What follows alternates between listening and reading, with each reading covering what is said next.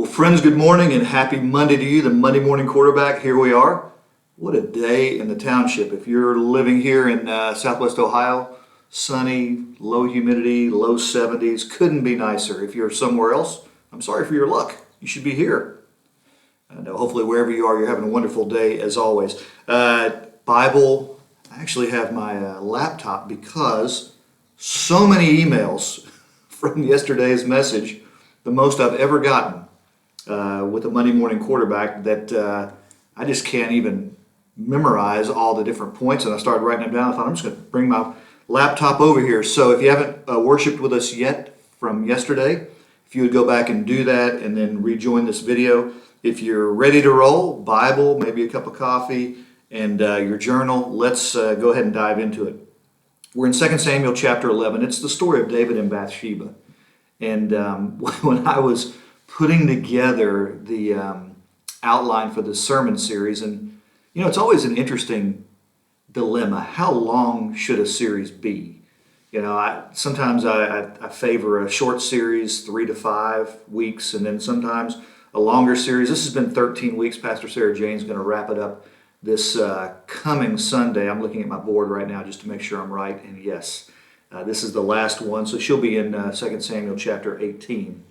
But when I was laying out the entire story of David's life, and I wanted to go all the way back to the birth of Samuel, I thought about David and Bathsheba, and when do we include that, and do we include that? And it's such a well-known story. I knew we just had to handle it. And so I really appreciate our congregation yesterday, those who are here that I could see, and those who are online who I couldn't see. I don't know about you, but folks were engaged. And I mentioned at the end of the service, it was so hot in the sanctuary, and I wondered if it was the temperature or the subject matter that made it feel that hot, but I think it was probably the temperature.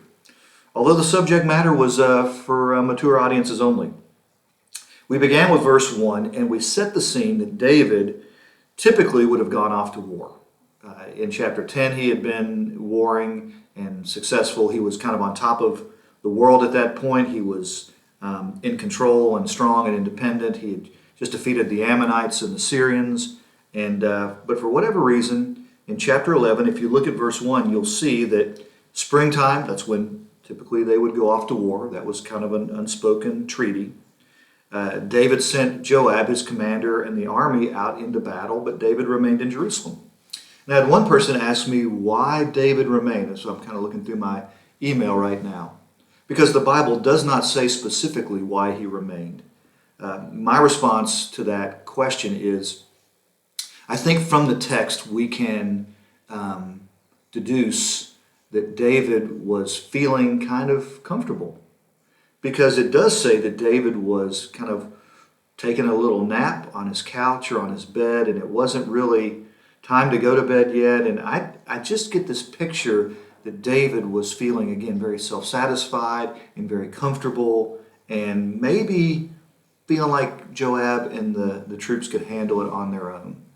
But we don't know for sure why he was in Jerusalem. Obviously, it wasn't on any kind of official business. I think that Nathan would have included that in the passage, so we don't know.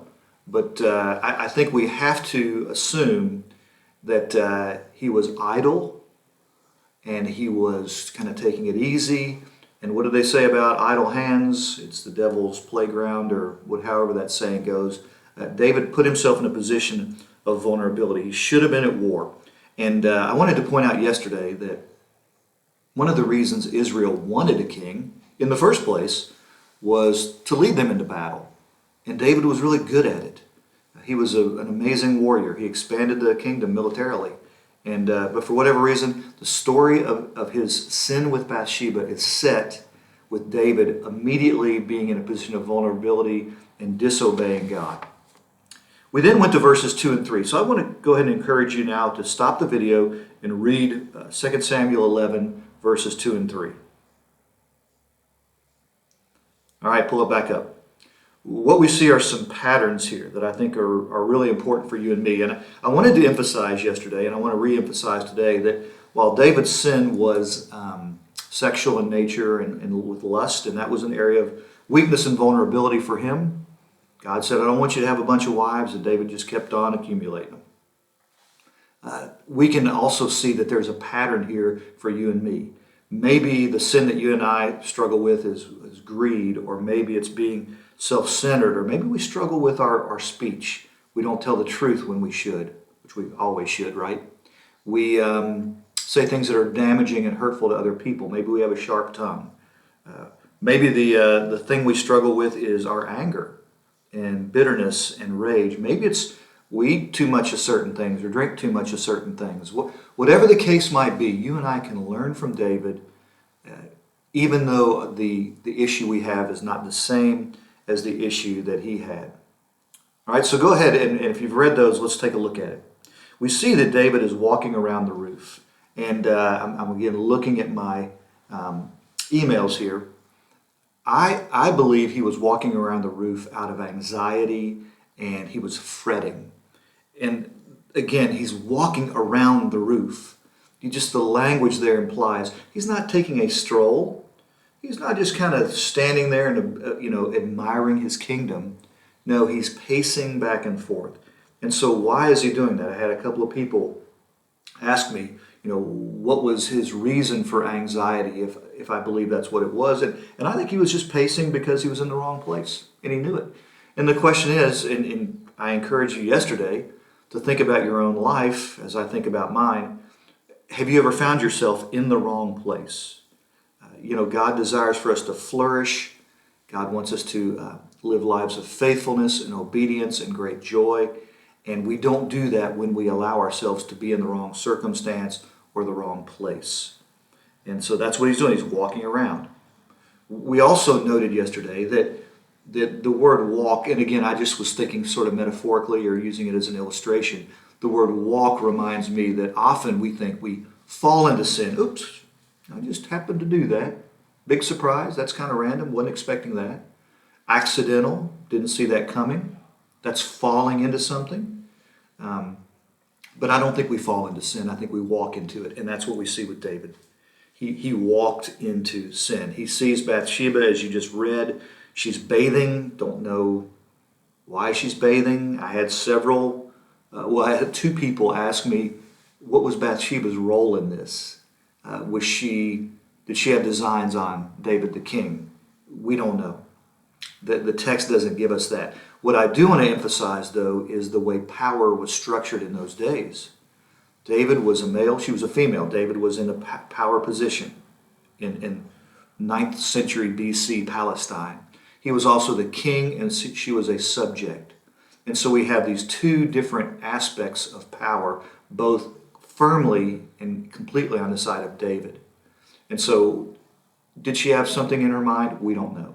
The text doesn't give us that. But what we do know from our historical understanding is that he was in a position of power, she was not, and he took advantage of that.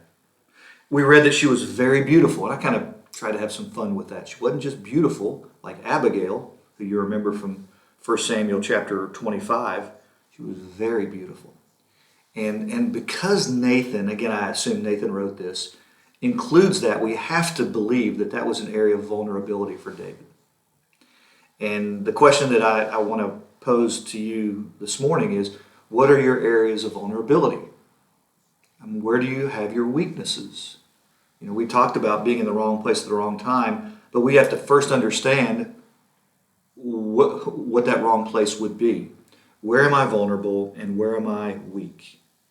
And so we see here David's vulnerability is women who are beautiful. And because he has that power in his life, he's able to take advantage of that weakness. And so he takes some steps, does a double take, asks someone to go find out who she is. Then we learn that she's Bathsheba. She has a father, and he is named, and his name is Eliam. And she has a husband whose name is Uriah. He's a Hittite. And again, I wanted to emphasize yesterday that David, I'm getting back to my emails, that David was taking advantage of someone's daughter and someone's wife. In the sermon yesterday, I don't know if you caught it, I said someone's husband. Bathsheba was not a husband, she was a wife. One of the folks who responded to the sermon was thinking about David not being where he was supposed to be. and pointed out that David was supposed to be in fellowship with God and that he had fallen out of fellowship with God. And that really prompted me to think, how do you and I know when we're in fellowship with God? I mean, how do we have that understanding? And for me, I feel like I have fellowship with God when I'm walking with Him, when I am obedient. I know most times when I am saying or doing or not saying or not doing something I should, when I'm saying or doing something that is not in accordance with God's will and God's way. And it's in those moments when I feel like I'm not in fellowship because I know that I'm walking far from Him. And so again, David is walking far from Him.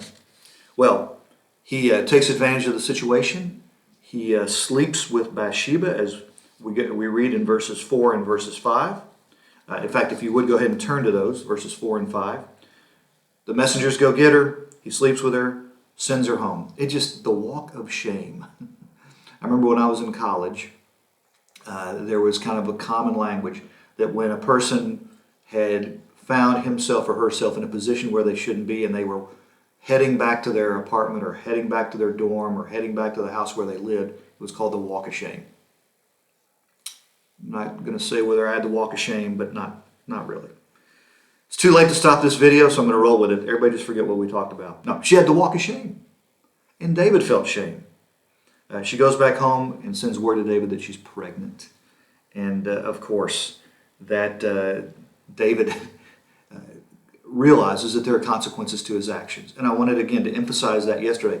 Sometimes we think, because we're saved, we have this relationship with God, we've experienced His grace in Christ, and we're going to spend eternity with Him, that God prevents us from experiencing the consequences of our sin. And there are times when God, in His mercy, does prevent us from experiencing that. But there are natural consequences to the sins that we have in our lives. Think about your areas of vulnerability and your areas of temptation and the times that you've yielded to that temptation. My hunch is you've probably paid a price. I mean, I know I have in my own life many, many times. There's going to be a consequence to David's actions. Of course, Bathsheba, I wanted to point out yesterday, she's being very wise and clever because there's some self-preservation here. And she knew the penalty for adultery was death. Her husband's out at war, Uriah. And so she says to David, we got ourselves an issue here. I didn't go into in-depth discussion yesterday, but thinking about the consequences of that sin, I mean, they're amazingly extreme. The child dies. And if you read the rest of 2 Samuel, you see that. There's a murder that takes place. Uriah is killed by David, and we talked about that yesterday. One of the offspring is a daughter who is raped by one of her half-brothers. One brother kills another brother. One brother wages an insurrection against David, almost like a civil war. And so, all those things began with sin and yielding to temptation. And maybe in your life you've seen the very same thing happen. David then in verses 6 through 8, if you go ahead and stop the video and read that, I'll get back to you. So go ahead and stop that and then let's get on with it. All right, start it back up. David, of course, tries to cover up. And we said almost with a smile on our faces yesterday, sometimes the cover up is worse than the thing being covered up. And I think in this case it is. David has Uriah come home and tries to get Uriah to go sleep with his wife, Uriah's wife, so that the pregnancy will look like it's Uriah's and Bathsheba's together. But of course Uriah, we saw yesterday, wasn't interested in that. He was a person of integrity. He wanted to do what was faithful and what was right. And so we saw in those two verses, that's what's going on. Verses 8 through 10. I'll just kind of read them with you. So Uriah, he didn't go home. He slept with the guards outside of the palace. And David says to him, what's going on? What's the deal? Why didn't you go home? Again, who is the person with integrity here in faith? David, God's anointed one, the person upon whose throne Jesus will one day sit. David, who is a prefigure of Jesus Christ, who is a pattern of Jesus Christ. Is that the faithful one here? the one with integrity, or is it Uriah who's from what is modern day Turkey, who's a hired gun, one of David's mighty men? Well, we're going to see in verse 11. No, it is actually Uriah. He said he points out in verse 11, if you can read it with me. You know, the ark in Israel and Judah are staying in tents, and the Lord's men are in open fields. Someone asked me in the second service, is the notion of the ark being in a tent connected with David wanting to build a house for God? And I couldn't find that connection there, but it's an interesting thought. Uriah, of course, is being faithful here. And then, of course, in verses 14 through 16, we read where David essentially sends a letter with Uriah to Joab, the commander, saying, hey, you put Uriah in a place where he's going to be killed. And so that's what happens. David was so desperate to cover up his sin, he committed murder. Maybe a reflection for you as you think about this text, and one that I've had, is what lengths have I gone to cover my sin? And why is it so tempting to cover sin rather than to confess sin? We are called to confess, and yet David cannot do that. The one who wrote the 23rd Psalm arranged for some man who was innocent, whose wife David had gotten pregnant, to be killed. I mean, that is just such an interesting contradiction, isn't it? But that's humanity. I mean, you and I have our moments where we are faithful and doing amazing ministry and loving our neighbors and serving our neighbors. And then we have moments where we are so selfish and self-absorbed and walking far from God. David reminds us of that aspect of our humanity. David just did better when he was a servant than he did when he was king, I think. Well, then, of course, in verses 22 through 24, the messenger comes back to David and says, mission accomplished. Uriah is gone. And then now I want you to go to verses 25 through 27 of chapter 11. Go ahead and stop the video and read it for a moment if you would. All right? Well, interesting. David, first of all, says to Joab, hey, don't let this upset you. The proverb, the sword devours one as well as the other. Someone mentioned yesterday in his reflection of the sermon that maybe David was threatening Joab. I didn't think of that angle. But yeah, Joab, don't you say anything about this plot, because you remember, Joab, the sword devours one. Think Uriah, it'll devour another. Think yourself. So, interesting way to look at that. I do appreciate that our congregation is so interested in Scripture and so diligent in study. Well, David brings Uriah home.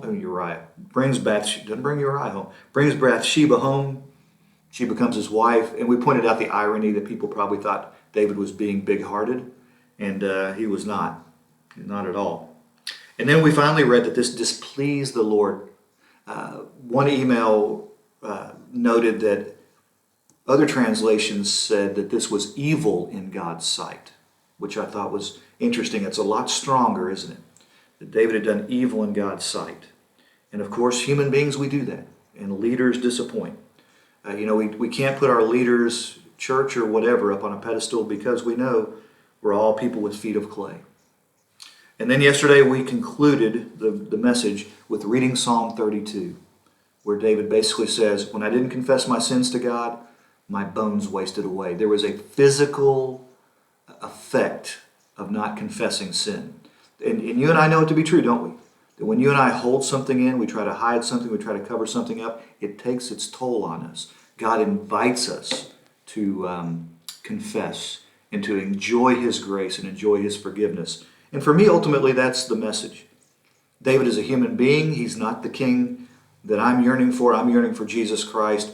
I'm yearning for the one we're looking for the one who does not sin, but who forgives sin. I know this has been a long MMQB, and I didn't even cover all these emails. In fact, I'm looking at one right now that I just can't get to. Maybe next week. But anyway, you all take good care. Thanks for being with me, and I'll see you soon. Bye for now.